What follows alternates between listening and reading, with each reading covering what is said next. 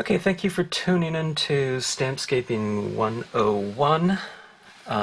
This is the 100th video, or instructional video, for the YouTube channel, and I don't know. While it's just another video, I kind of wanted to do something for this 100th one, and I was trying to think of what I wanted to do. Do I want to do like a full-size scene or something like that? But I thought I want to just go back to the basics of what the Stampscapes line is about. And it's about taking all of these individual images and combining them together to form seamless scenes. But more than that, just in kind of using this nature set number 10 as a foundation, I wanted to bring in more of the sibling imagery, like these trees right here, or, changing things up a little bit by just introducing, this is the, I forgot the name of the snowy brook, or my mind just went blank here after just talking for 45 minutes, but introducing different types of imagery to really extend the look of, a given set of images. So for the most part, all these different compositions right here are kind of based around the Country Chapel small image, okay? Bringing it into different scenes, using those stamps that are in the set, adding those additional ones to give you, in this case, kind of different framing possibilities, in terms of strong structures on both sides. And again, this is the winter one, just changing this brook right here out, or changing the road out with the brook, right there. For the most part, it's the same imagery, but a completely different look. And this is just the compositional portion of it. If you change the colors, of course, in the media, you can give it completely different appearances. Curvilinear road with the tree cluster stamp, using a nice framing device in large trees like that. That one's the Pines and Rocks, which is also in nature set number 8. Mountains in the background. So just kind of completely removing, the chapel aspect of it, and giving the composition kind of a different spirit altogether. And, I don't know, making the chapel kind of less of a focal point by bringing it off the top of the composition right here, and having kind of the reflections down here as more of a focal point.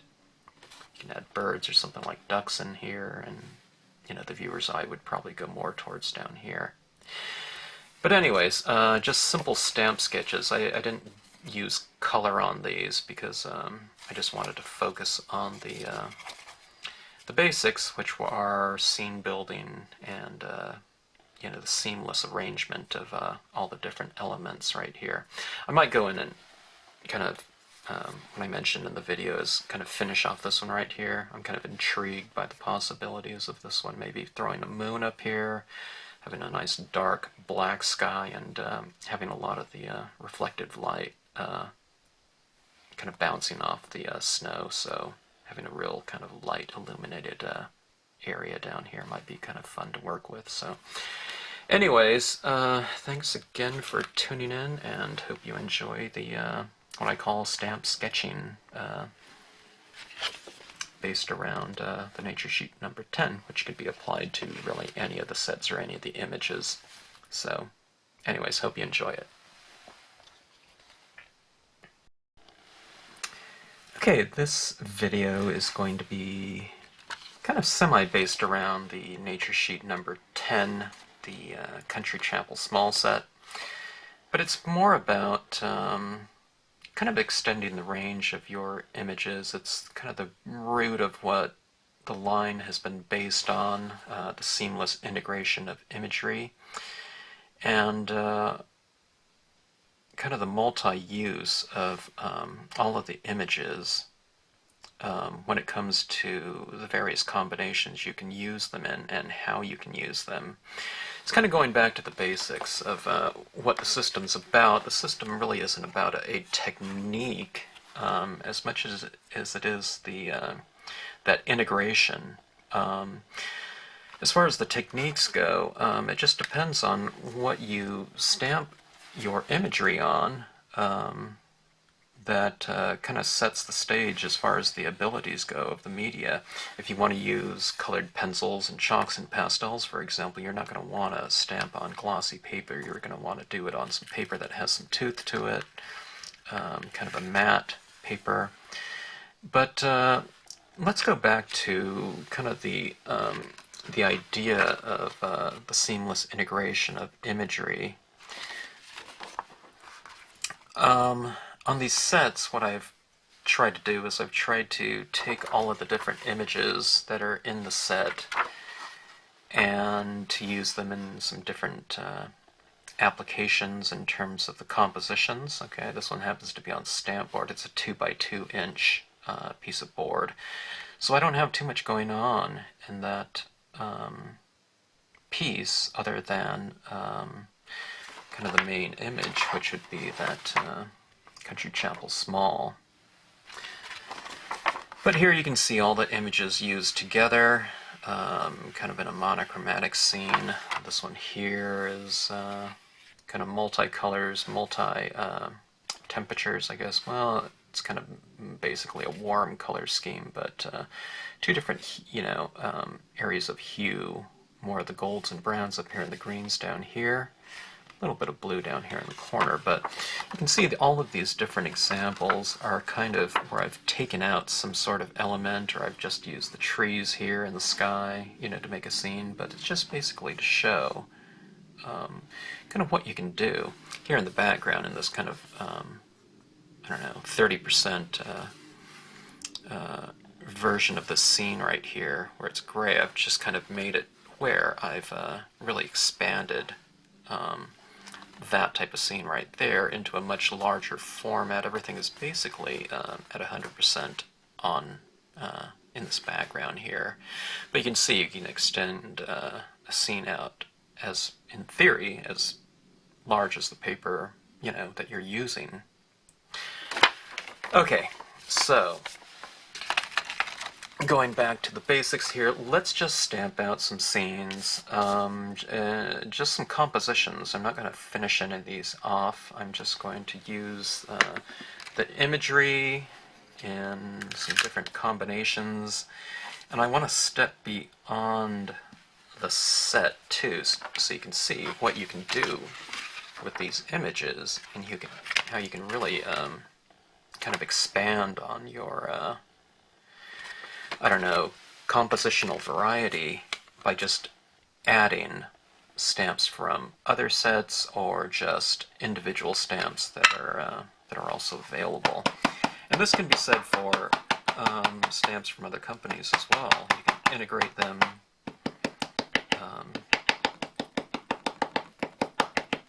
into your scenic stamping imagery from us or any other company as well.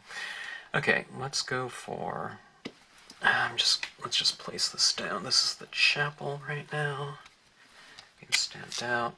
Okay, and going back to the basics, when you stamp out kind of your main imagery, which is where I generally start off with, in terms of building a composition, then I have to kind of think about what I want to fill in around it. For example, here, do I want to just fill in some grass? Do I want it kind of more rustic? Do I want to use the kind of this curvilinear road leading up to it? Let's see. Let's do that. I need kind of a larger acrylic block. This is just a black Marvy pad. Okay, let's see. That road kind of ends up right there. Okay, so I'll just keep that in mind. and I'm not being too careful about this. What I do, in another video, I just kind of basically called my kind of exploration of compositions stamp sketching. I'm not too worried about, you know, having things match up perfectly. If that curvilinear road went into the, you know, those steps a little bit, I wouldn't really worry about it. I just kind of want to explore this as a oh, I don't know, a compositional build or experiment, you might say. Okay, now we have this area on the sides here. The sedge filler stamp, which looks like that, is a really good filler for land areas.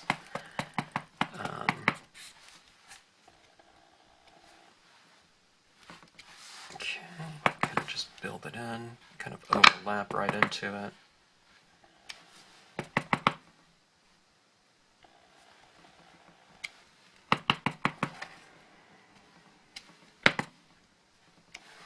Okay, now that's where I'm matching up the sides of the curvilinear road, okay? But let's build up some additional grass slopes in the background. Okay, now you can see I'm not worried about that, I'm just kind of overlapping that tree. And I can layer this as much as I want. Let's say I want some rolling hills to really extend, you know, a lot deeper into the background. I can just build this up accordingly, like that. If I want to leave a little bit of sky, then just leave it as is. Or, you know, if I was using a mountain or something like that, I could put that back there. Or it could just be some trees. Okay, that was the sedge filler. And let's try these trees on here. This is the tree cluster small image.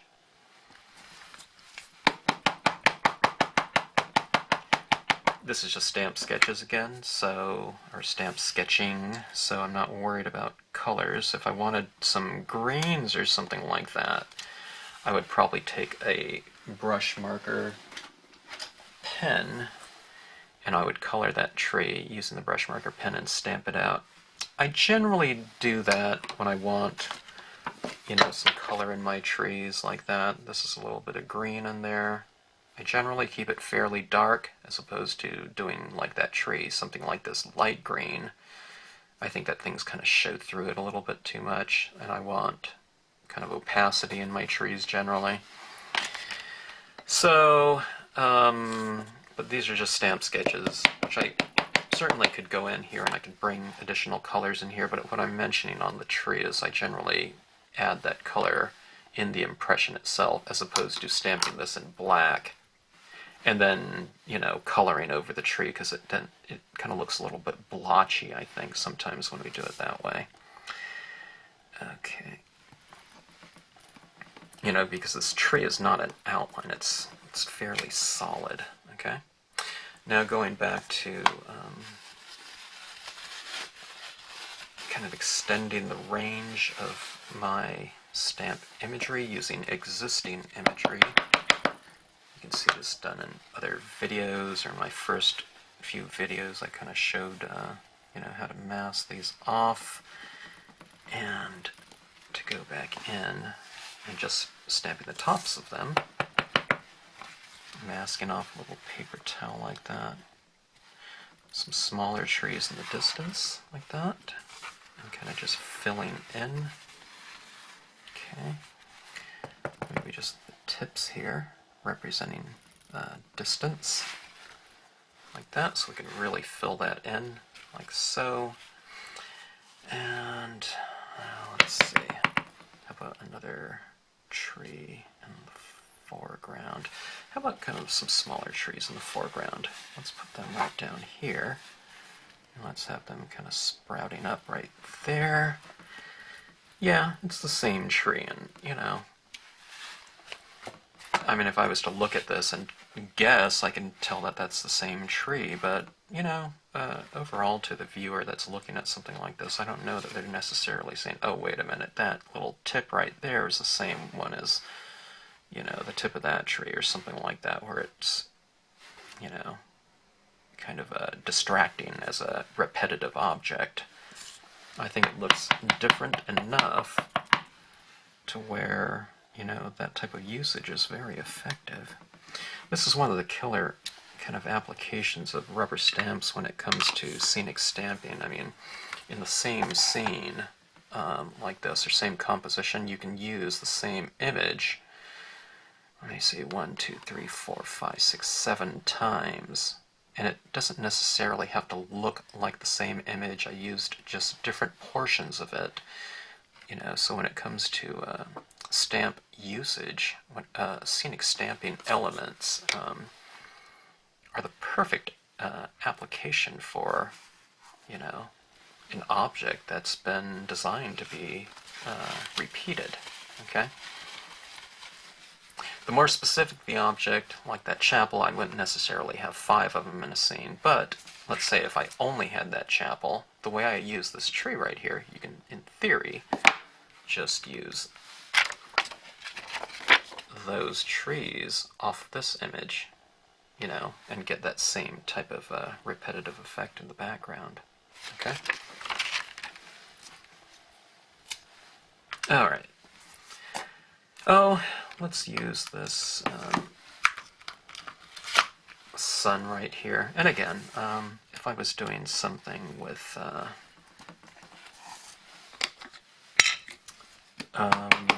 colors, you know, I wouldn't, you know, black wouldn't be my choice for the sun right here. I would stamp it in probably a color. In this one right here, it was probably a kind of a light brown or something like that. I don't think it was orange. I think I used brown and layered some yellows and oranges over the top of it.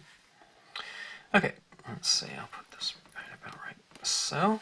Okay, so there's the sun in there. Now, I would bring in some additional clouds, or I'd bring in additional colors right here, just so it doesn't look like it's just sitting, you know, smack dab in the middle of the scene, okay? But that's how you would kind of incorporate that together. Streaks of color or whatnot. Or you can bring another cloud into it too. But I don't know if I'd necessarily go for this one again, because I don't want those beams of light to be showing throughout the composition. Okay, now let's go for some variations on this scene right here. Let's do...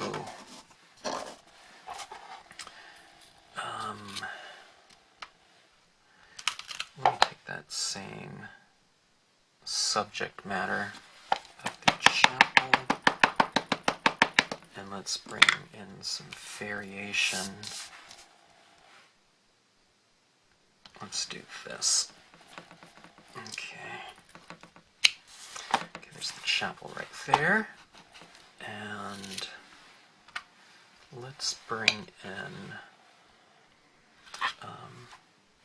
let's introduce some stronger framing elements to this scene.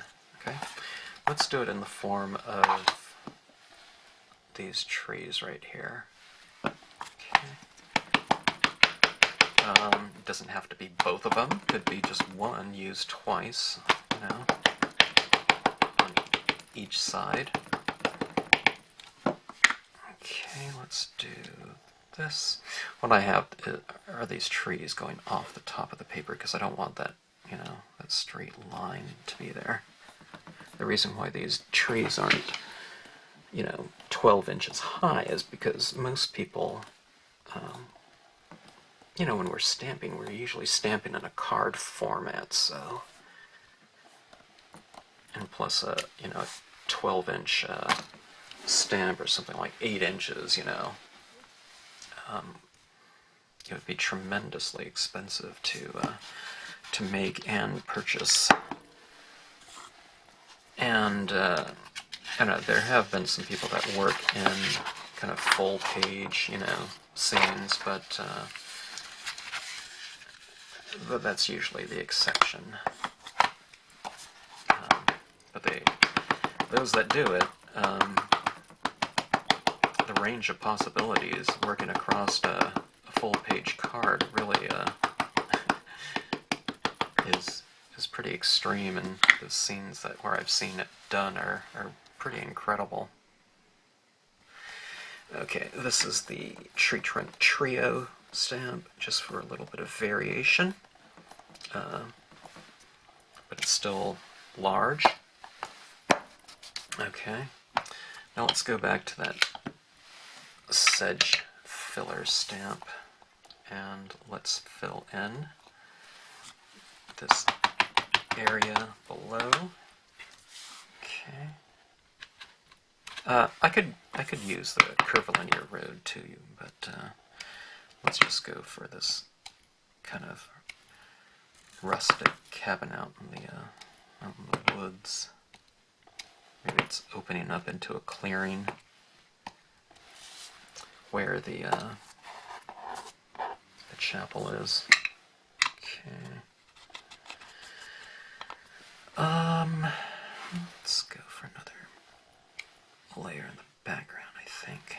Okay. Looks pretty good, like that. Kind of a different feel, you know, from these to this one right here. This one kind of needs something to me still, though, in the background. I can use that, something like that, or let's build up maybe some more of these trees again. Let's see how that looks, kind of going back to that set.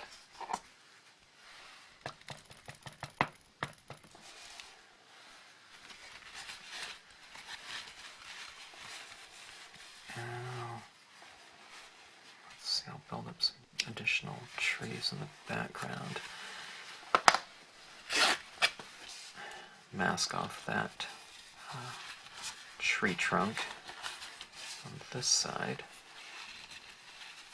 and I'll mask off some of that, about like so. And let's put that back there. And again, I'm not, as you can see, I'm not being too careful really about anything. These are about stamp sketches and kind of exploring composition. As I've noticed from past videos, though, my problem is that when I start doing some of these stamp sketches, I might get a composition that I really like, and then I just change the kind of the idea of my intentional, or my original idea of the video, and I just end up finishing off one of these scenes because I just feel like, adding color to it. I feel compelled sometimes. Okay, building up some additional trees in here. It's looking a little bit more full, isn't it? Before these trees, it was looking a little bit fragmented with those, heavy, visually heavy objects in the foreground like that. It needed to kind of balance things off in the background. But just going back and using those same trees. Right now we're looking at a foreground of these two objects right here. Very kind of forced in terms of the composition. Let's introduce the reeds, from either individual, or these reeds are in another set. You can combine your sets, but now see, I'm adding these reeds now to the foreground, and now the trees are no longer the things that are the closest to our eye, so those reeds right there kind of end up framing the trees in the composition. So those end up being kind of a framing element as well. And when I usually finish scenes off, I'm usually vignetting it a little bit too, so color, really comes into play. So here's a couple different scenes. Here's just the set as is. Here's a scene right here using a couple different elements, introducing the larger trees and the reeds here in the foreground. Okay, let's see what else we can do here. Let's take, okay, this is what I was thinking about doing. Let's take these, could be spring, I don't know, fall, summer. Let's take and let's see if we can make that country chapel image into kind of more of a wintry type of image. All right. So,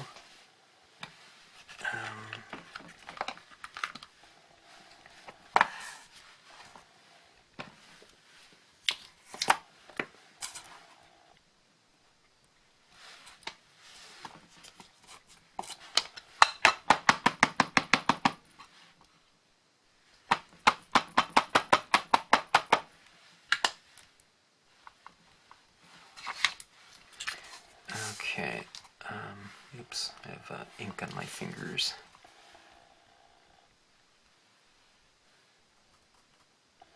Now let me put this right here. Let's try it on a different part of the composition. Okay.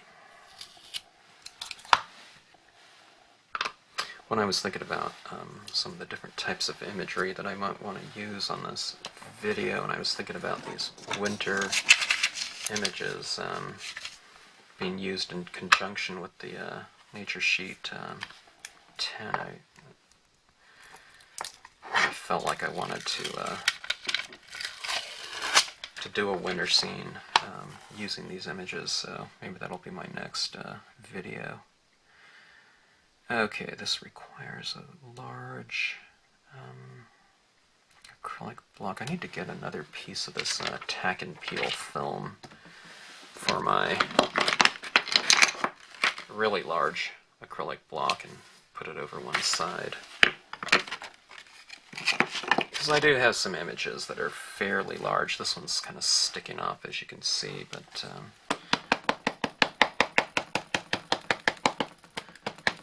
I don't think I'll be using the entire stamp, so I'm not really worried about it.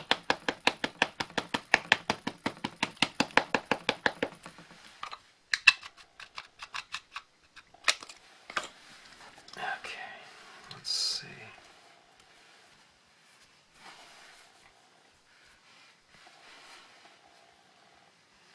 I'm trying to think of where I want this to go.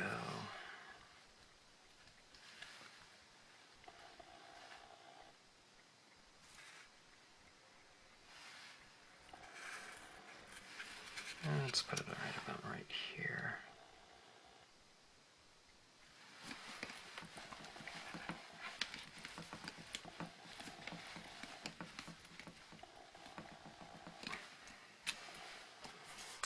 Okay, kind of a snowy creek coming through here. Now, I'm not going to use the sedge filler on this one. I want to use the snow texture on this one. Kind of a little bit more smooth, kind of to match the spirit of the snowy, I don't know, lines on that. Let's see, where's my other acrylic blocks? This is what happens. I always kind of organize my desk a little bit, but it only takes a few little scenes midway through and my desk is kind of in shambles afterwards. Or my working space. Okay.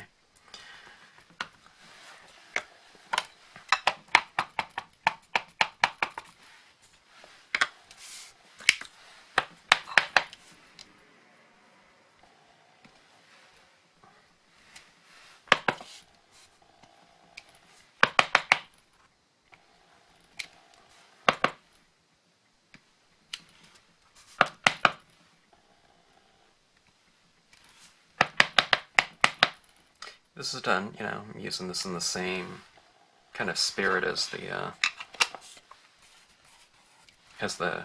sedge filler, you know, except this one just doesn't look grassy. Okay, and let's try these trees again.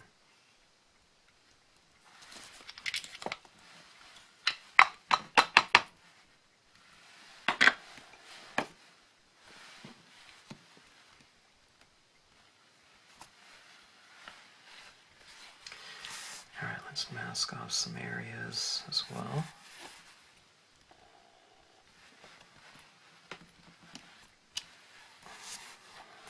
Okay.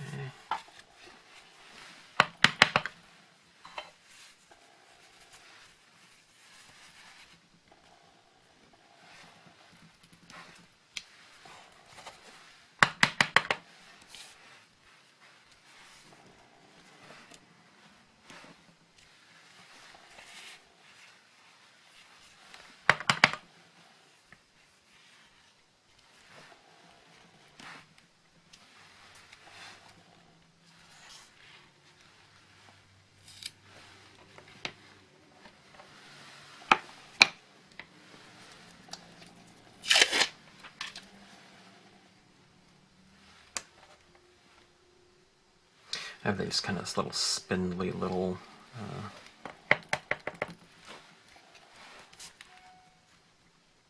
kind of pieces of foliage, you know, that look like their little bush has gone dormant or something like that during the winter months. And you can use this in the same fashion as you did with this. You know, you don't have to use the whole thing. Just use certain portions of it to kind of lend some variation to the, you know, the look of the design.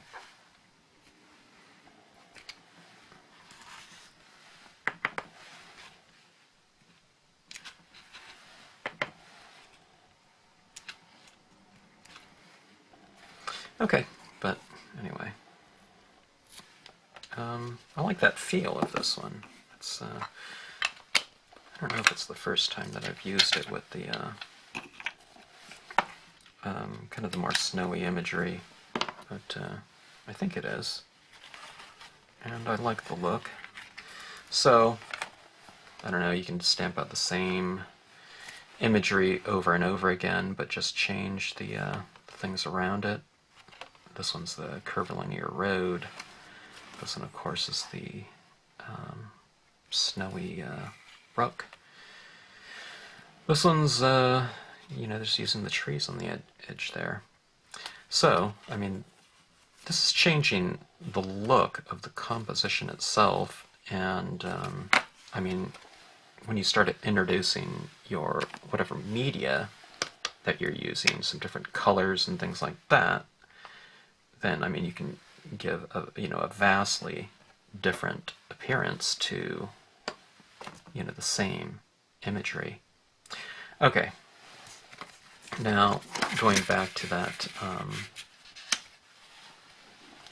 number 10 set here, let's change up a little bit, but, you know, still sticking with that set here. That country chapel, I mean, it's going to be the subject matter, you know, for the most part. If you put a little deer in there or something like that, in here, chances are, you know, the viewer's eye will go oscillate back and forth between, you know, a person or an animal and that structure for the most part.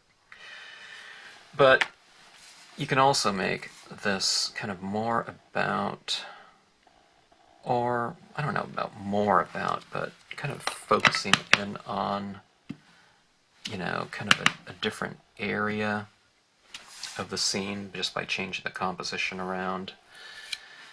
I'll move the that chapel up quite a bit. It doesn't actually fit on this acrylic block very well. It kind of hangs off, but I'm not going to be stamping out the top of this anyways. It's going to be more of the bottom portion. So go about like so. Just kind of running off the page. It's very high in the composition, like so. Okay. And that was the sedge cluster stamp.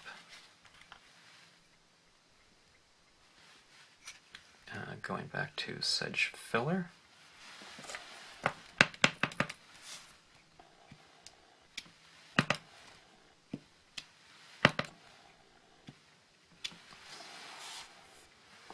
Okay. Now we have all this area down here. Let's see here. I cleaned off my desk here and I'm looking for the water pattern stamp. I don't see that I have it here. Anyway, I'll grab that, but let's add in some additional things down here in the water. Okay, now I have this water down here, and let's say that this is not a stream or something like that, but it's, oops, my goodness, I didn't realize that. It says a auto exposure setting on my camera, and sometimes if I'm not watching the screen, it just steadily gets darker and darker. I don't know why. But anyways, what I was getting at was down here in this water,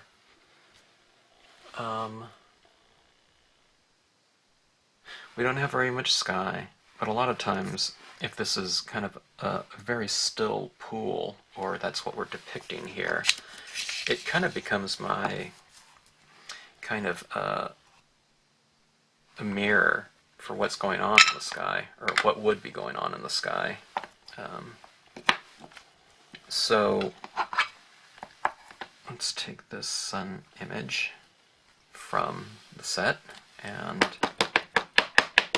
now I would probably do this in a blue, you know, if I was going to, you know, execute this scene. Let's do this lighter. Let's kind of dab off the edge of this cloud here.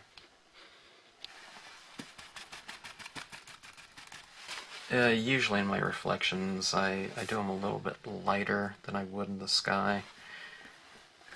With this being kind of a monochromatic scene, instead of going with straight black, I want to go with a little bit of a gray, at least on the perimeter of that image. I kind of spun it a little bit, but that's fine.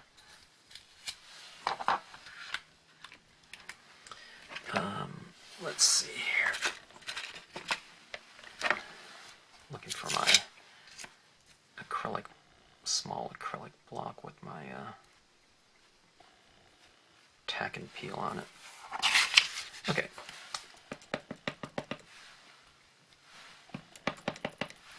Okay.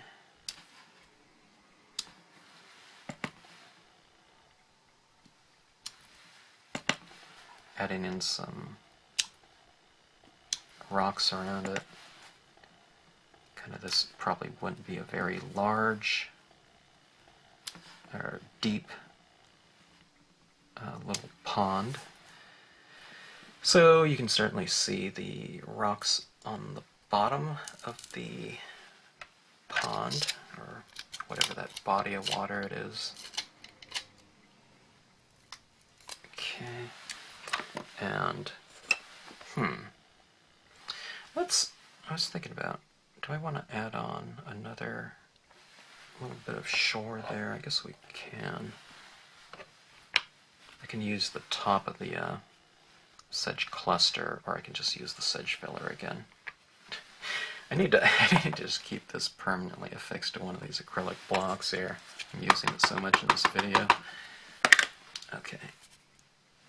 Alright. Just giving a little bit of a edge of the near side of the pond. Okay, I'm going to leave that on that. And let's go into this reed stamp. The water pattern would look good in here too. I don't know if I'll do that here though. Maybe I'll do that in another video. Okay. So there's your reeds here. That would be a little bit more subdued because I would bring in some colors in here too.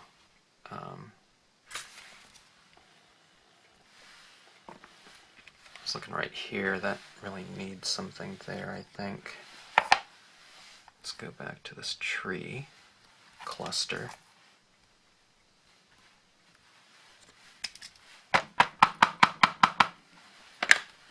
Take our masking material.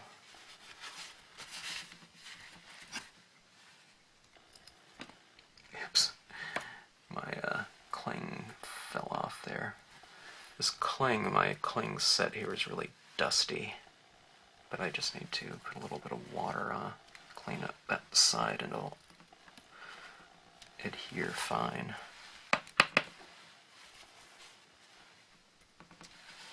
Okay, some trees going on in the background. Could use a little bit of a piece of that.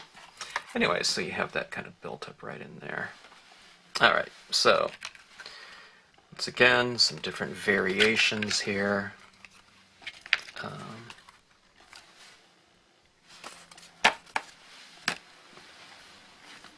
And let's see. Let's go for some more extreme space, maybe, in terms of your depth of field. Let's just go for this curvilinear road from the set. I'm going to kind of blot off the edges here because I'm going to add in a kind of a large element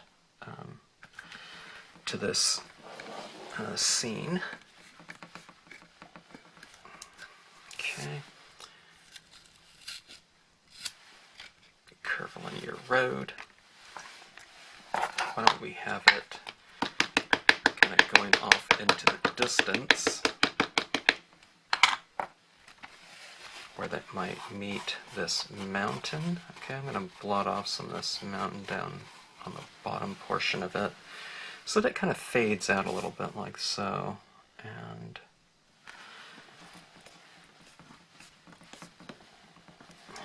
put that mountain back there. And again, we have our sides to address.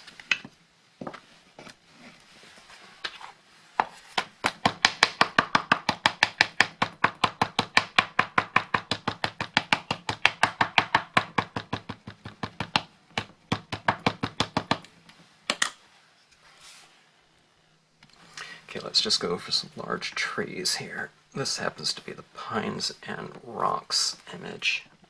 It's a really good foreground image. And my pad's getting a little bit dry here. Let me see if I have it more inked up. Yeah. I need a juicier pad. Okay, and we'll stamp this one out here.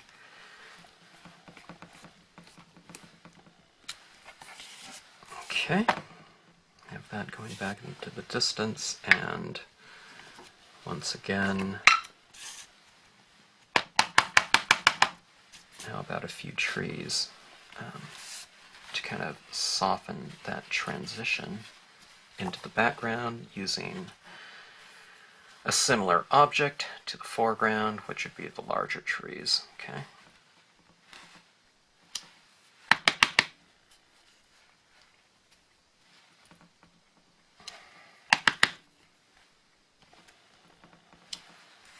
So that kind of ties it in a little bit. It's not just such a... It kind of softens that stark transition between these heavy objects right here, so you get that little kind of repeating, I guess, pattern going into the distance. And the sides of this mountain here look kind of strange to me. It's such a formidable range there, but it kind of ends, so let's add in a bit on the sides here. Okay, like so. there's a quote in one of the Scenic Sentiment sets that says I think it's "my spirit is in the mountains" or something like that. Would be a good quote for this scene right here. Kind of that pathway leading out there. Or you can use little figurines here that call it strolling, you know. Could be little figures on this road down here, kind of looking off into the distance. But anyways, a lot of different compositions. Adding in a couple of different elements. If you have more than one of the nature sets, chances are you might already have a lot of these images in those other sets. But you can really change up the look of your compositions and times of year by changing, you know, one or two of the key elements within it. You know, if I stamp this one out, I could stamp it out in greens or something like that, and it represents spring. If I did it in blues or something like that, nice cool tones, and I brought in a lot of that white gel pen or something like that, there's nothing to say that this cannot be a winter scene, you know, without using kind of the winter imagery. And that is the same thing that can be said for the winter imagery. If I colored this all in bright greens or something like that, then that snow would look more like moss. So, you know, often it depends not just on the imagery that you use, but the colors that you use in conjunction with your compositions, you know, that can change the look and feel of it. So, anyways, extend the range of possibilities with your scenes by combining them with different imagery and the way you use them, and kind of in the techniques you use to finish some of these scenes off. I think I want to do something with this scene. Maybe I'll do it in another video. I'm thinking about maybe like a moon up here and a really black, dark sky or something like that with a lot of illuminated moonlight reflecting off snow. I think that might be a fun composition. So anyway, kind of going back to the basics here, and the 100th instructional video. Thanks always for watching, and I hope you enjoyed the compositions here.